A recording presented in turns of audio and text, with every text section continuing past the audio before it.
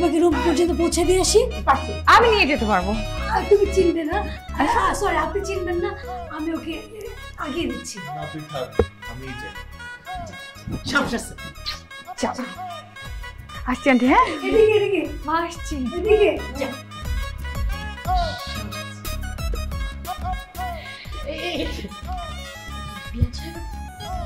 মানাবে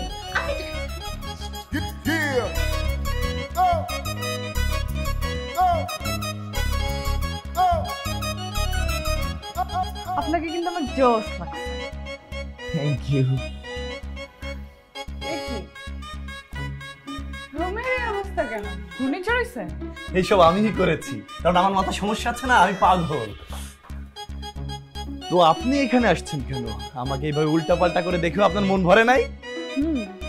দেখার শখ তো মিটছে, কিন্তু আপনাকে যে আমার মনে ধরেছে, আপনাকে দেখার পর থেকে আমার বুকের ভিতরে সাইরন বেজে গেছে।